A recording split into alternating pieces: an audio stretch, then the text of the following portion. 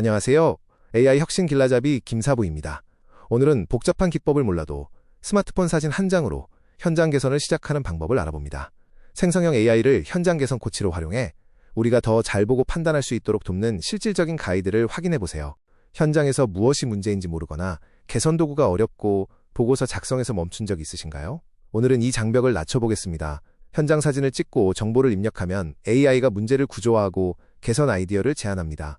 이를 반복하면 나만의 현장 개선 코칭 앱이 됩니다. 영상 시작 전 채널 구독과 좋아요를 부탁드립니다. 실질적인 AI 활용 해법이 궁금하시다면 알림 설정도 잊지 마세요. 강의 및 컨설팅 문의는 댓글로 남겨주시면 정성껏 답변 드리겠습니다. 파트 1으로 현장 개선 활동의 어려움입니다. 현장 개선이 힘든 이유는 아이디어가 없어서가 아닙니다. 문제를 찾고 기록하고 원인을 확인하는 과정 자체가 부담스럽기 때문이죠. 생성형 AI가 이 행정적 부담을 어떻게 줄일 수 있는지 지금부터 살펴보겠습니다. 현장 문제는 멀리 있지 않습니다. 매일 반복되는 찾기, 이동, 대기, 재작업이 모두 개선의 출발점입니다. 하지만 매일 겪는 불편함은 어느새 정상처럼 느껴지죠. 그래서 우리는 문제의 본질을 놓치고는 합니다. 문제를 찾으라는 지시가 오히려 현장에 또 다른 낭비가 되기도 합니다. 보고를 위한 문제 발굴은 본질을 흐릴 뿐이죠. 자연스러운 관찰이 필요합니다.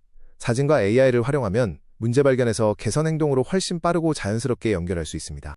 개선 의지보다 중요한 건 무엇을 볼 것인가입니다. 현장에서 가장 큰 걸림돌은 전문 용어에 대한 막연한 두려움과 문제 해결의 구체적인 방법입니다. 우리가 필요한 건 관찰과 발상을 돕는 체계적인 질문입니다. 기존의 교육 방식은 이론 위주라 초보자가 현장에 적용하기 어렵고 전문가 중심의 체크리스트는 업무 부담만 키웁니다.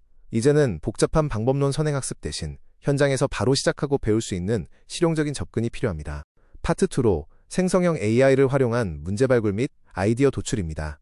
사진만 올리고 문제를 찾아달라기보다는 현장 상황과 관점을 AI에게 공유해보세요.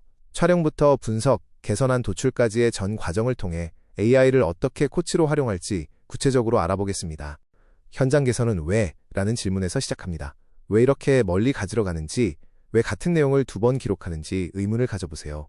경험이 부족해도 익숙하지 않음은 좋은 질문을 만드는 강점이 됩니다. AI는 그 질문을 확장해주는 최고의 파트너입니다. 새로운 개선 출발점은 바로 스마트폰 사진입니다. 현장을 촬영하고 기본 정보를 입력하면 AI가 이슈를 탐색하고 질문을 던집니다. AI의 제안을 바탕으로 현장 담당자가 검증하면 개선 활동의 진입 장벽을 획기적으로 낮출 수 있습니다. 생성형 AI는 답을 결정하는 시스템이 아닌 관찰과 질문을 돕는 코치입니다. 사진을 보고 이슈를 분류하고 개선 절차를 안내하게 해보세요. 다만 최종 판단과 실행 승인은 반드시 현장 담당자의 몫이라는 점을 기억해야 합니다. 프로세스는 간단합니다. 촬영 후 기본 정보를 입력하고 AI에게 6가지 관점에서 분석을 요청하세요. 마지막으로 현장 담당자가 AI의 제안을 검증하고 개선안을 완성합니다. AI의 시각과 여러분의 현장 경험이 결합될 때 최고의 성과가 나옵니다. AI 분석의 품질은 여러분의 입력에 달려 있습니다. 사진은 선명하게, 정보는 구체적으로, 질문은 명확하게 작성하세요. 유과트 1H 법칙을 적용해 상황을 설명하면 AI는 훨씬 더 실행 가능한 개선안을 제시해 줄 것입니다.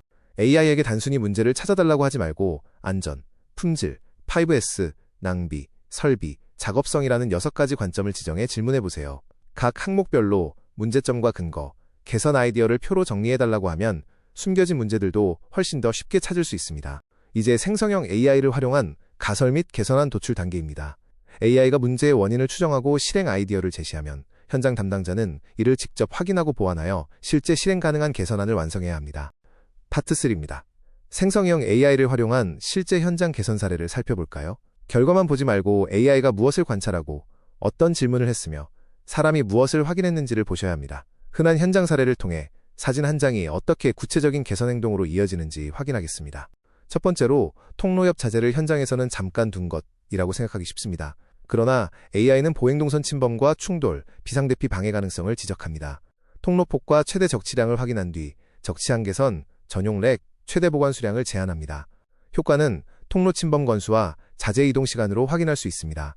두 번째로 공구를 찾는데 한 번에 30초가 걸려도 하루 수십 번 반복되면 큰 낭비가 됩니다. AI는 공구 위치 분산과 불필요한 이동을 문제로 봅니다. 자주 쓰는 공구를 사용점 가까이 배치하고 그림자 보드와 색상 라벨을 적용하도록 제한합니다. 개선 전후 탐색 시간과 이동 거리를 측정하면 효과가 명확해집니다. 세 번째로 허리를 반복해서 굽히는 작업은 익숙해지면 문제로 인식하지 못하지만 피로와 근골격계 위험을 높입니다. AI는 부품 무게, 작업 빈도, 작업대 높이와 공급 위치를 확인합니다. 작업대 높이 조정, 리프트 사용, 자주 쓰는 부품의 근접 배치를 제한하고 작업자의 실제 편의성과 피로 변화를 확인합니다. 네 번째 사례로 설비 아래 누유를 단순 청소 문제로 보면 반복됩니다. AI는 미끄럼 위험과 설비 오염, 반복 누유 가능성을 함께 분석합니다. 호스와 피팅, 실링 상태를 점검하고 즉시 조치로 구역 격리와 흡착포 설치를 제한합니다. 근본적으로는 원인 부품을 교체하고 점검 주기를 표준화해야 재발을 줄일 수 있습니다.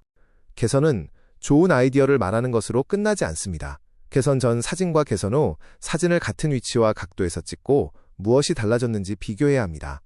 AI는 정리된 공간, 이동거리, 적치 상태 같은 변화를 설명하고 남은 문제를 질문할 수 있습니다.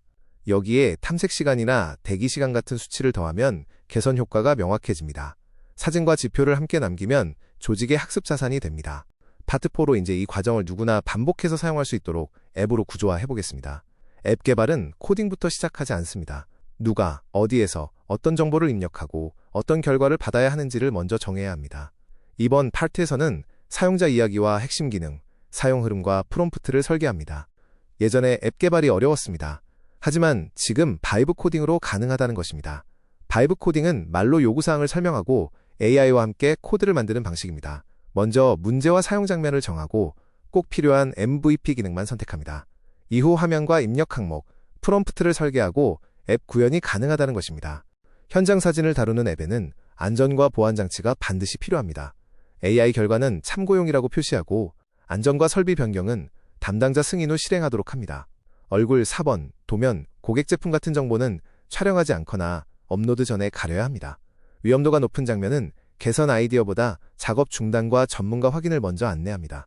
사진의 저장 기간과 삭제 방법도 회사 기준에 맞게 설계해야 합니다. 이제 앱 사용자를 한 문장으로 정의해 보겠습니다. 사용자 이야기가 명확하면 불필요한 기능을 줄일 수 있습니다. 이 앱의 핵심은 화려한 대시보드가 아니라 현장에서 막막한 순간에 다음 질문과 다음 행동을 보여주는 것입니다. 모든 기능은 이 목적을 기준으로 판단합니다. 이제 앱의 핵심 기능을 살펴보겠습니다. 사진 촬영이나 업로드, 공정정보 입력, AI의 관찰과 추가 질문, 6관점 분석, 개선안 생성이 기본입니다. 이후 개선 전후 사진 비교와 보고서 생성을 붙일 수 있습니다. 처음부터 모든 기능을 개발할 필요는 없습니다. 첫 MVP에서는 사진 한 장과 현장 정보를 받아 분석 결과를 보여주는 흐름만 완성하십시오.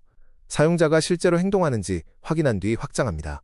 앱의 사용 흐름은 촬영, 입력, AI 관찰, 문제와 위험 제시, 개선안 선택, 실행과 기록의 순서입니다.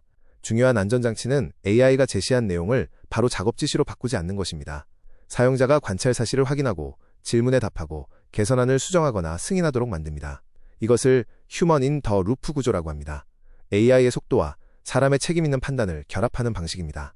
프롬프트 설계로 AI에게 부탁하는 문장이 아니라 판단 절차를 담은 업무 지시서입니다. 역할은 초보자를 돕는 현장 개선 코치로 정하고 입력은 사진과 현장 맥락으로 정의합니다. 보이는 사실만 관찰하고 단정하지 말 것, 부족한 정보는 질문할 것, 6관점으로 분석할 것, 마지막에는 개선 우선순위와 검증 지표까지 같은 형식으로 출력하게 합니다.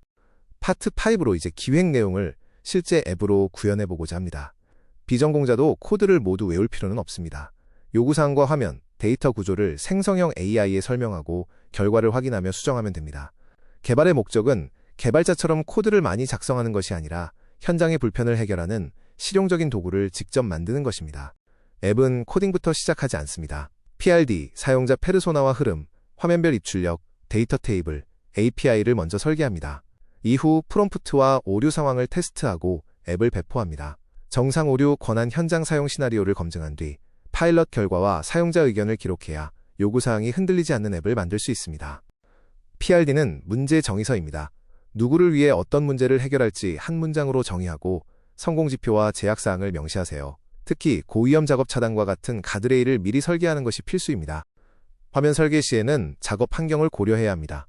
AI를 통해 와이어프레임을 잡되 실제 장갑을 끼고도 버튼을 쉽게 누를 수 있는지, 글자가 명확히 보이는지 등 실용성을 최우선으로 검증하세요. 구현에는 이미지 분석이 가능한 AI API와 Next, JS 그리고 베르셀 활용해보세요. PWA 방식을 선택하면 별도 설치 없이도 스마트폰 홈 화면에서 앱처럼 편리하게 사용할 수 있습니다. 앱은 개발했다고 완성되는 것이 아닙니다. AI 결과를 현장 담당자가 검증해야 합니다. 이후 실제 현장에서 파일럿 테스트를 하고 검증된 결과는 표준 절차와 교육에 반영해 지속적으로 운영합니다. 오늘은 생성형 AI 기반 현장 개선 코칭 앱을 활용하는 방법을 말씀드렸습니다. 긴 시간 들어주셔 감사합니다. AI 혁신 길라잡이 김사부였습니다.